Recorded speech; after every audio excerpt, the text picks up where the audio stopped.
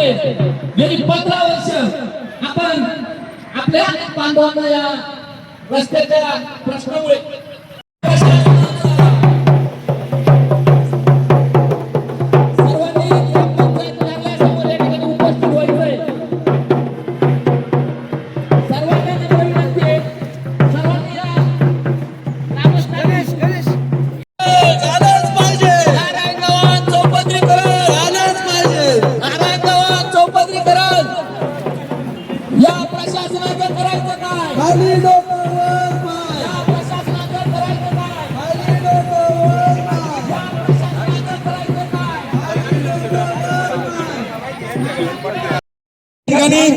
संबंधित अधिकारी असतील त्यांनी समोर यायचंय आणि ग्रामस्थांना या ठिकाणी रेव्हेन्यू डिपार्टमेंटचे मॅडम आहेत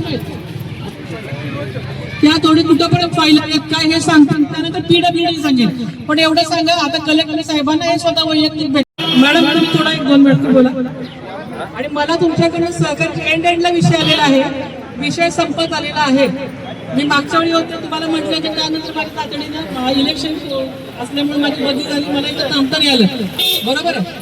तर मी ना मला बोलू दे प्लीज आता व्हॅल्युएशन होऊन झालेलं आहे पाठपुरावा तुमच्यामुळेच म्हणजे माझ्यामुळे किंवा काय नाही तुम्ही जे प्रयत्न केले गावकऱ्यांनी जी कळकळीची विनंती केली त्यामुळे ते व्हॅल्युएशन तातडीनं झालं कुलकर्णी साहेबांनी ते रात्री बसून ते पाठवलेलं आहे ते ऍक्च्युली 7 तारखेला 8 तारखेला झालं 10 तारखेला यांच्या ऑफिसला पोहोचले राम साहेबांनी पण मला सांगितलं त्याचं व्हॅल्युएशन कुणाचं भूमी संपादन कुणाचं काय केलेलं आहे त्याचे रेट ठरवून त्याचं जे अग्रीमेंट हे करायसाठी त्यांनी कमिशनर ऑफिस म्हणजे मला वाटतं नाशिक तिकडे पाठवून झालं त्यांचं अप्रुव्हल पण लवकर येईल आणि हा मार्ग 100% तुम्हाला हिरावून जाईल फक्त अजून कंटिन्यू प्रस्ताव आता नव्याने तयार झाला त्याचं सीमांकन झालं गावाने या ठिकाणी त्यांना उत्तरे दिले आज एक सीमांकन होऊ नकाशा भूमी अभिलेखकडे गेला भूमी अभिलेखनी प्रत्येकाचं रस्त्याचं कोणाचं किती क्षेत्र जाते याचा सगळा एक नवीन नकाशा बनवलाय आणि तो नकाशा प्रांत कार्यालयाकडे गेलेला आहे काला घोषित झाली त्यांच्याकडे आणि प्रांत कार्यालयाकडून आता त्याचं ऑडिट होणार कोणाचं किती क्षेत्र जाते कोणाचा कोणता रस्ता आहे कोणाचं कोणाच्या दारापुढे बोर आहे सगळं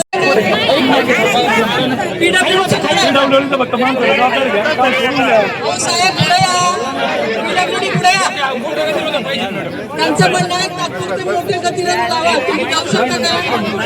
का त्यांनी आंदोलन पार पाडलेलं आहे ऐका सार्वजनिक बांधकाम करून आपल्याला उद्याच्या उद्या स्पीड ब्रेकर या ठिकाणी चालू करणारे त्याचं आश्वासन दिलंय त्यांचं स्वागत आता ही दुसरी बाजू ऐका दुसरी बाजू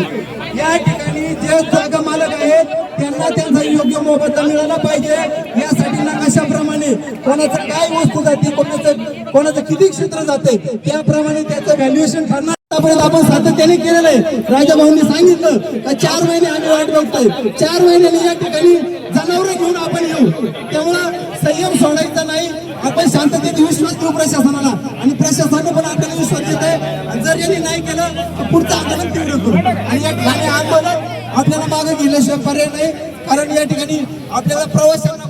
खोळंबून हे आपलेच नागरिक आहेत आणि आपल्या कोणाला या ठिकाणी गावाचं नाव पण बदनाम नाही झालं पाहिजे दुसरी बाजू प्रशासनाला जे काही अधिकारी असतील त्यांच्याकडे काय कार्यवाही करायची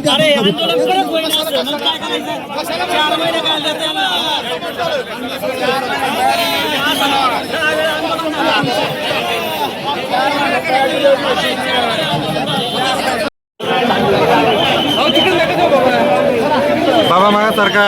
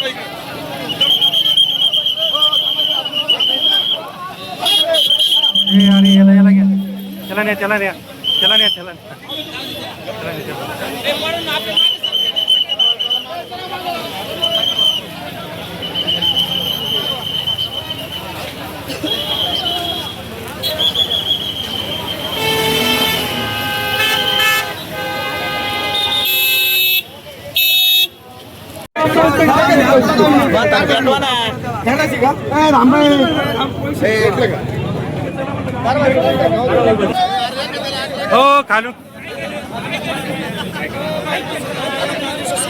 हो खालून जा ना काठी अरे खालून धरा ना.